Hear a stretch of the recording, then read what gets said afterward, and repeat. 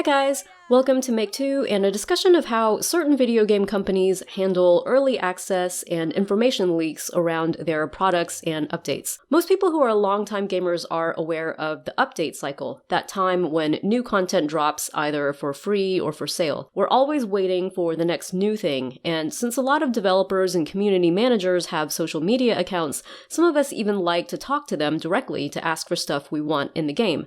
The flip side of this is that it can be frustrating when the game producers are silent about upcoming content or just don't answer certain questions. Players feel there's a lack of communication and transparency, and especially for paying customers, it feels like we're being unfairly ignored.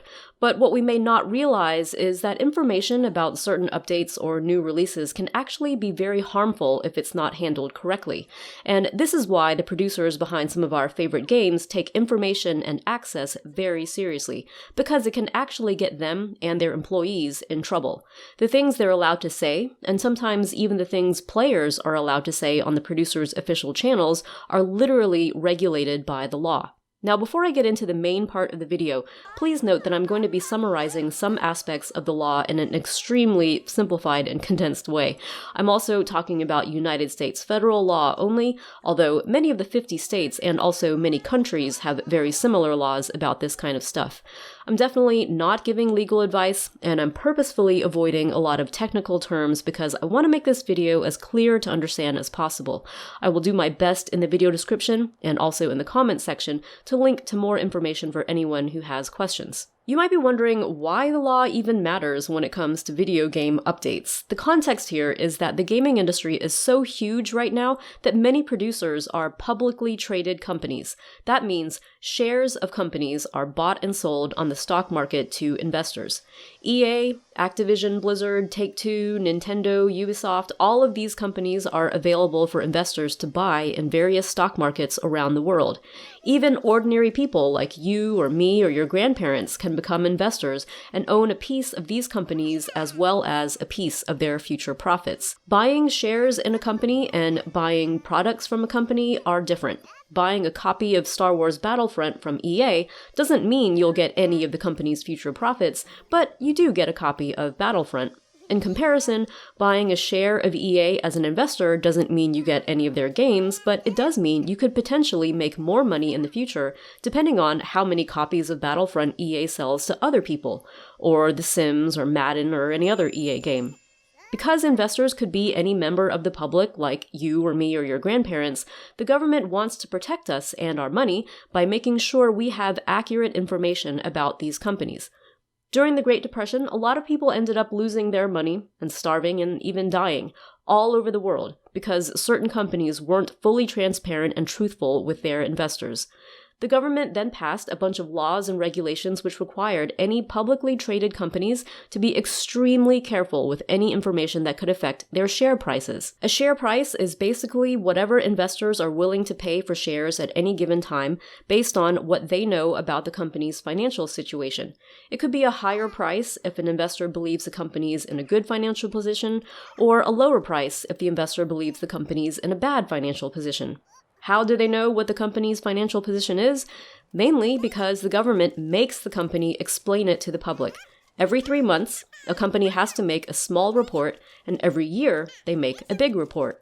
They have to talk about a lot of things in these reports, but what most investors care about is how much revenue the company made from selling its products and how much the company's expenses were. Stuff like salaries, taxes, research and development. Because when you subtract expenses from revenue, you get the company's profit. And based on these numbers, you can then make some reasonable estimates about how much profit you could potentially get a piece of as an investor, or how much money you might make if you sell your shares, or how much other investors would charge you if you bought shares from them. So okay, how does all of this affect gaming companies? Remember how I said that a publicly traded company has to report their financial information every 3 months as well as every year? Many gaming companies end up linking their update and release cycles to this timing, because new updates and new releases mean more sales, more revenue, more profit. That looks great to investors, which hopefully increases the share price and makes it seem like the company in general is worth more. But remember how I also talked about the Great Depression and companies not being fully truthful? After that crisis, the government wanted to make sure ordinary people like you and me and your grandparents would have some protection before we spend our hard-earned money buying pieces of companies on US stock markets. And also because even if people like you and me and your grandparents are not actually investing in anything ourselves, we can still be affected by things that happen on stock markets and by the behavior of companies which are bought and sold on stock markets.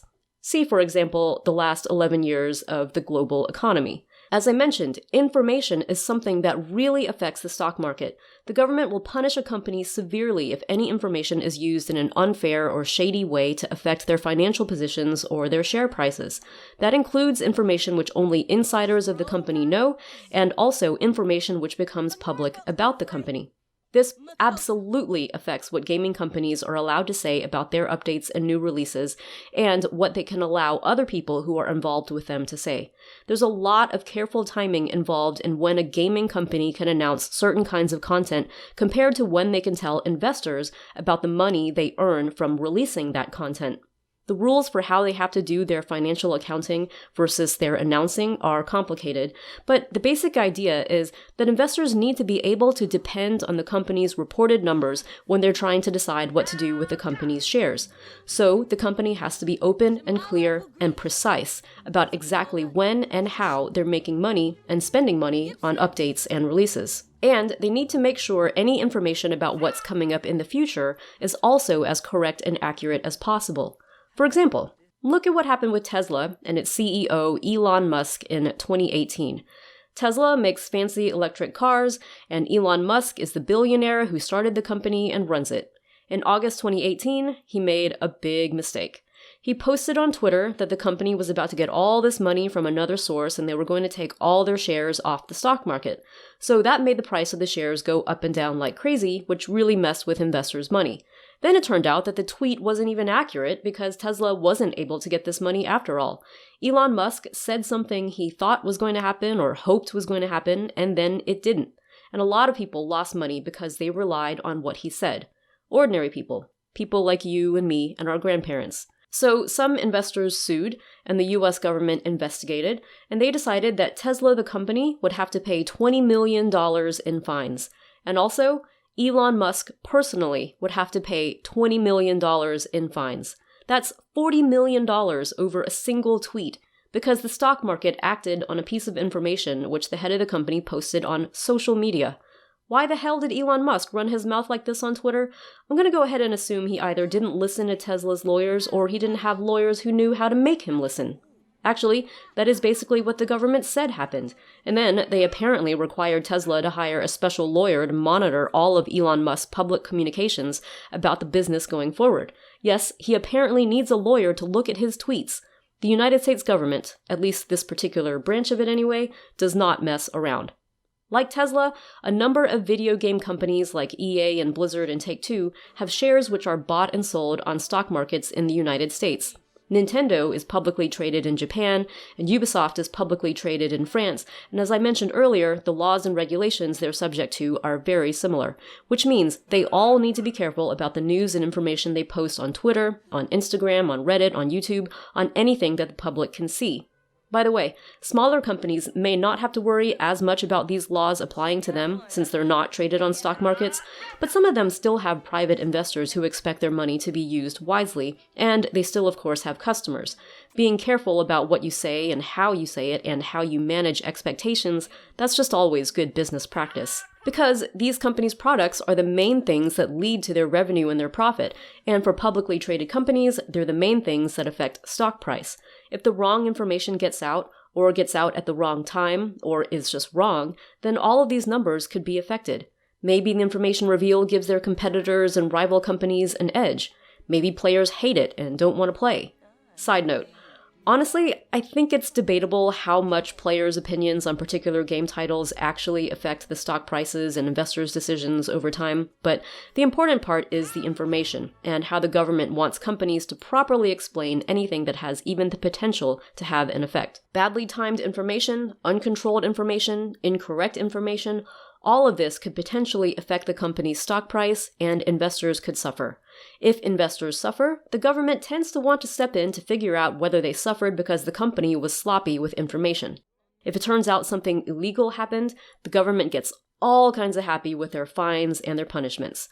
Sometimes the people who were sloppy with information end up losing their jobs, and sometimes they get sued. Sometimes they even go to prison. So, when you're on Twitter asking the game developers and other company employees about when updates are going to be released or if something you want will ever be in the game in the future, it can definitely suck to feel like they're not listening. But remember, they've most likely got lawyers and accountants telling them what they're allowed to reveal and when, for all the very good and important reasons I've been discussing. And this doesn't just affect the game developers and employees, it affects what players can say too. For one thing, it affects certain players and influencers who get early access to game updates, such as EA game changers like us. These players, in exchange for getting special access, have to sign strict contracts, also known as non-disclosure agreements or NDAs. These contracts keep us from releasing any information about updates or games or products until the company is ready to tell the public about it. We also agree not to talk about things which the company tells us not to. Usually this is because the company has a particular plan they've worked out with the marketing department and the lawyers and accountants to make sure they're doing everything right by their investors.